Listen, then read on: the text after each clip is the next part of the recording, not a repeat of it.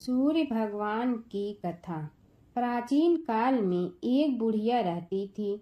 वह नियमित रूप से रविवार का व्रत करती। रविवार के दिन सूर्योदय से पहले उठकर बुढ़िया स्नान आदि से निवृत्त होकर आंगन को गोबर से लीपकर स्वच्छ करती। उसके बाद सूर्य भगवान की पूजा करती और रविवार व्रत कथा सुनकर सूर्य भगवान का भोग लगाकर दिन में एक समय भोजन करती। सूर्य भगवान की अनुकंपा से बुढ़िया को किसी प्रकार की चिंता एवं कष्ट नहीं था। धीरे धीरे उसका घर धन धान से भर गया। उस बुढ़िया को सुखी होते देख उसकी पड़ोसन उससे जलने लगी। बुढ़िया ने कोई गाय नहीं पाल रखी थी, अतः वह अपनी पड़ोसन के आंगन में बंधी गाय का गोबर लाती थी। पड़ोसन ने कुछ सोचकर अपनी गाय को घर के भीतर बांध दिया। रविवार को गोबर न मिलने से बुढ़िया अपना आंगन नहीं लीप सकी। आंगन न लीप पाने के कारण उस बुढ़िया ने सूर्य भगवान को भोग नहीं लगाया और उस दिन स्वयं भी भोजन नहीं किया। सूर्यास्त होने पर बुढ़िया भूखी प्यासी सो गई।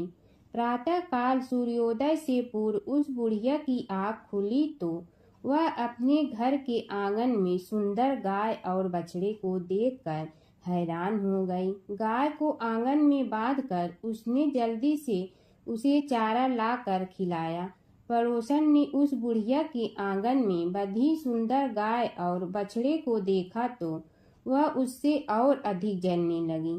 तभी गाय ने सोने का गोबर किया। गोबर को देखते ही पड़ोसन की आंखें फट गईं। पड़ोसन ने उस बुढ़िया को आस पास न पाकर तुरंत उस गोबर को उठाया और अपने घर ले गई तथा अपनी गाय का गोबर वहां रख आई। सोने के गोबर से पड़ोसन कुछ ही दिनों में धनवान हो गई। गाय प्रतिदिन सूर्योदय से पूर्व सोने का गोबर किया करती थी और बुढ़िया के उठने के पहले पड़ोसन उस गोबर को उठा कर ले जाती थी। बहुत दिनों तक बुढ़िया को सोने के गोबर के बारे में कुछ पता ही नहीं चला। बुढ़िया पहले की तरह हर रविवार को भगवान सूर्य देव का व्रत करती रही और कथा सुनती रही। लेकिन सूर्य भगवान को जब पड़ोसन की चालाकी का पता चला तो उन्होंने तेज आंधी चलाई। आंधी का प्रकोप देखकर बुढ़िया ने गाय को घर के भीतर बांध दिया। सुबह उठकर बुढ़िया ने सोने का गोबर देखा। उसे बहुत आश्चर्य हुआ। उस दिन के बाद बुढ़िया गाय को घर के भीतर बांधने लगी। सोने के गोबर से बुढ़िया कुछ ही दिन में बहुत धनी हो गई। उस बुढ़िया के धनी होने से पड़ोसन बुरी तरह जल भुन कर राख हो गई और उसने अपने पति को समझा बुझाकर उसे नगर के राजा के पास भेज दिया। सुंदर गाय को देखकर राजा बहुत खुश हुआ। सुबह जब राजा ने सोने का गोबर देखा तो उसके आश्चर्य का ठिकाना न रहा। उधर सूर्य देव भगवान को भूखी प्यासी बुढ़िया को इस तरह प्रार्थना करते देख उस पर बहुत करुणा आई। उसी रात सूर्य भगवान ने राजा को स्वप्न में कहा, राजन, बुढ़िया की गाय व बछड़ा तुरंत लौटा दो, नहीं तो तुम पर विपत्तियां का पहाड़ टूट पड़ेगा, तुम्हारा महल नष्ट हो जाएगा। सूर्य भगवान के स्वप्न से बुरी तरह भयभीत राजा ने प्रातः उठते ही गाय और बछड़े को बुढ़िया को लौटा दिया। राजा ने बहुत सा धन देकर बुढ़िया से अपनी गलती के लिए क्षमा मांगी। राजा ने पड़ोसन और उसके पति को उनकी इस दुष्टता के लिए दंड दिया। फिर राजा ने पूरे राज्य में घोषणा करा दी कि सभी स्त्री पुरुष रविवार का व्रत किया करें। रविवार का व्रत करने से सभी लोगों के घर धन धान से भर जाते हैं। राज्य में चारों ओर खुशहाली छा गई। स्त्री पुरुष सुखी जीवन यापन करने लगे तथा सभी लोगों के शारीरिक कष्ट भी दूर हो गए। सूर्य भगवान की कथा। सूर्य और चंद्र इस पृथ्वी के सबसे साक्षात देवता हैं, जो हमें प्रत्यक्ष उनके सर्वोच्च दिव्य स्वरूप में दिखाई देते हैं। वेदों में सूर्य को जगत की आत्मा कहा गया है। समस्त चराचर जगत की आत्मा सूर्य ही है। सूर्य से ही इस पृथ्वी पर जीवन है। वैदिक काल से ही भारत में सूर्योपासना का प्रचलन चला आ रहा है। वेदों की ऋचाओं में अनेक स्थानों पर सूर्य देव की स्तुति की गई है। पुराणों में सूर्य की उत्पत्ति, प्रभाव, स्तुति, मंत्र इत्यादि विस्तार से मिलते हैं। ज्योतिष शास्त्र में 9 ग्रहों में सूर्य को राजा का पद प्राप्त हुआ है। मार्कंडेय पुराण के अनुसार पहले यह संपूर्ण जगत प्रकाश रहित था। उस समय कमल योनि ब्रह्मा जी प्रकट हुए। उनके मुख से प्रथम शब्द ओम निकला, जो सूर्य का तेज रूपी सूक्ष्म रूप था। तत्पश्चात ब्रह्मा जी के 4 मुखों से 4 वेद प्रकट हुए, जो ओम के तेज में एकाकार हो गए। यह वैदिक तेज ही आदित्य है, जो विश्व का अविनाशी कारण है। ये वेद स्वरूप सूर्य ही सृष्टि की उत्पत्ति, पालन व संहार के कारण है। ब्रह्मा जी की प्रार्थना पर सूर्य ने अपने महातेज को समेटकर स्वल्प तेज को ही धारण किया। सृष्टि रचना के समय ब्रह्मा जी के पुत्र मरीचि हुए, जिनके पुत्र ऋषि कश्यप का विवाह आदिति से हुआ। आदिति ने घोर तप भगवान सूर्य को प्रसन्न किया, जिन्होंने उसकी इच्छा पूर्ति के लिए सुषुम्ना नाम की किरण से उसके गर्भ में प्रवेश किया। गर्भावस्था में भी अदिति चंद्रायण जैसे कठिन व्रतों का पालन करती थी। ऋषि राज कश्यप ने क्रोधित होकर आदिति से कहा, तुम इस तरह उपवास रखकर गर्भस्थ शिशु को क्यों मारना चाहती हो? यह सुनकर देवी आदिति ने गर्भ के बालक को उदर से बाहर कर दिया, जो अपने अत्यंत दिव्य तेज से प्रज्वलित हो रहा था। भगवान सूर्य शिशु रूप में उस गर्भ से प्रकट हुए। आदिति को मारीच अंडम कहा जाने का कारण यह बालक मार्तंड नाम से प्रसिद्ध हुआ। ब्रह्मा पुराण में अदिति के गर्भ से जन्मे सूर्य के अंश को विवस्वान कहा गया। प्राचीन काल की बात है। नैमिषारण्य क्षेत्र में ऋषि, महर्षि और साधु संतों का समाज जुड़ा था। उसमें श्री सूत जी भी विद्यमान थे। शौनक जी ने उनकी सेवा में उपस्थित होकर निवेदन किया कि हे अज्ञान रूप घोर तिमिर को नष्ट करने में करोड़ों सूर्यों के समान प्रकाशमान श्री सूत जी, हमारे कानों के लिए अमृत के समान जीवन प्रदान करने वाले कथा तत्व का वर्णन कीजिए। हे सूत जी, हमारे हृदयों में ज्ञान के प्रकाश की वृद्धि तथा भक्ति, वैराग्य और विवेक की उत्पत्ति जिस कथा से हो सकती हो, वह हमारे प्रति कहने की कृपा कीजिए।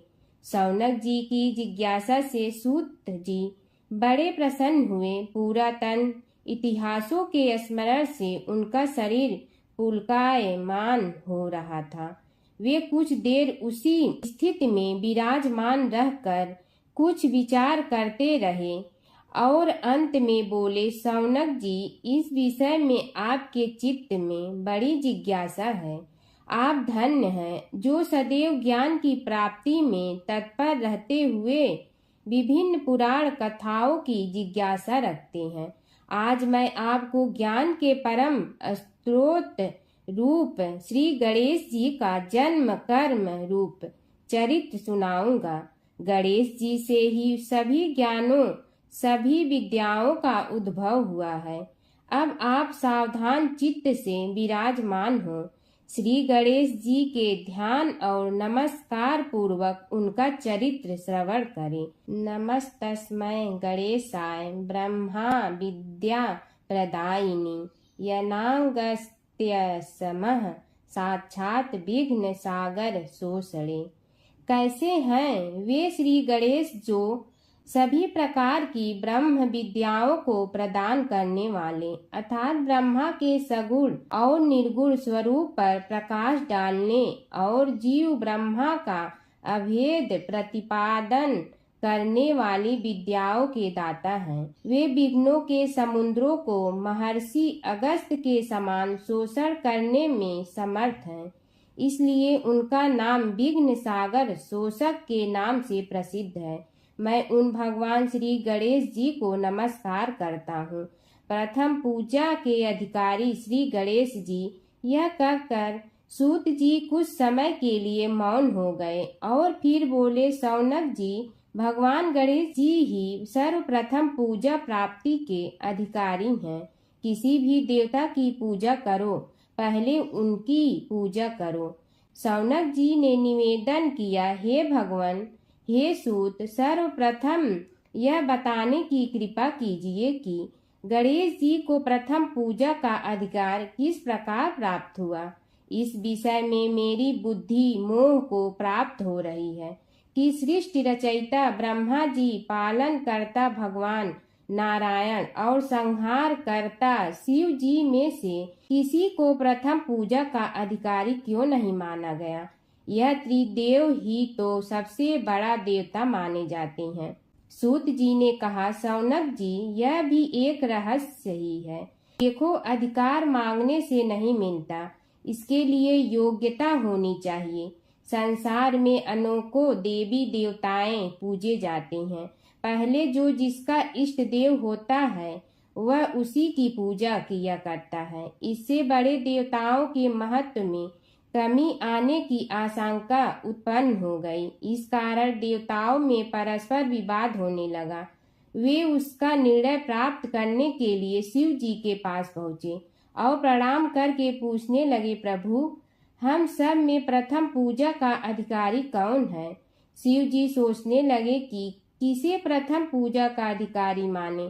तभी उन्हें एक युक्ति सूझी। बोले, देवगण, इसका निपटारा बातों से नहीं तथ्यों से होगा। इसके लिए एक प्रतियोगिता रखनी होगी, शिव की परिक्रमा करने की प्रतियोगिता। देवगण उनका मुख देखने लगे, शंकित हृदय से सोचने लगे कि कैसी प्रतियोगिता रहेगी। यह शिव जी ने उनके मन के भाव ताड़ लिए, इसलिए सांत्वना भरे शब्दों में बोले, घबराओ मत, कोई कठिन परीक्षा नहीं ली जाएगी। बस इतना ही कि सभी अपने अपने वाहनों पर चढ़कर संसार की परिक्रमा करो और फिर यहाँ लौट आओ। जो पहले लौटेगा वही सर्वप्रथम पूजा का अधिकारी होगा। अब क्या देर थी, सभी अपने अपने वाहन पर चढ़कर दौड़ पड़े। किसी का वाहन गजराज था तो किसी का सिंह, किसी का भैंसा तो किसी का मृग, किसी का हंस तो किसी का उल्लू, किसी का अश्व तो किसी का श्वान। अभिप्राय यह है कि वाहनों को विविधता के दर्शन उस समय जितने भले प्रकार से हो सकते थे उतने अन्य समय में नहीं। सबसे गया बीता वाहन गणेश जी का था मूषक, उससे चूहा भी कहते हैं। ऐसे वाहन के बल भरोसे इस प्रतियोगिता में सफल होना तो क्या, सम्मिलित होना भी हास्यास्पद है। गणेश जी ने सोचा, छोड़ो, क्या होगा प्रतियोगिता में भाग लेने से, हम तो यहाँ बैठे रह कर ही तमाशा देखेंगे। वे बहुत देर तक विचार करते रहे। अंत में उन्हें एक युक्ति सूझी। शिव जी स्वयं ही जगदाता हैं, यह संसार उन्हीं का प्रतिबिंब है, तब क्यों न इन्हीं की परिक्रमा कर ली जाए। इनकी परिक्रमा करने से ही संसार की परिक्रमा हो जाएगी। ऐसा निश्चय कर उन्होंने मूषक पर चढ़कर शिव जी की परिक्रमा की और उनके समक्ष जा पहुँचे।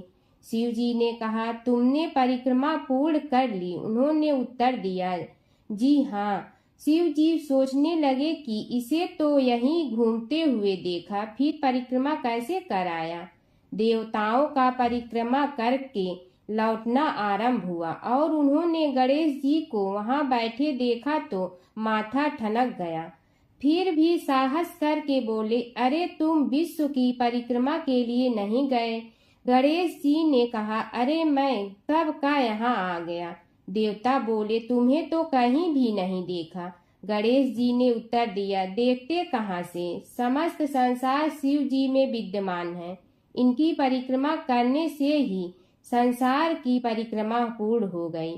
सूत जी बोले, शौनक, इस प्रकार गणेश जी ने अपनी बुद्धि के बल पर ही विजय प्राप्त कर ली। उनका कथन सत्य था, इसलिए कोई विरोध करता भी तो कैसे।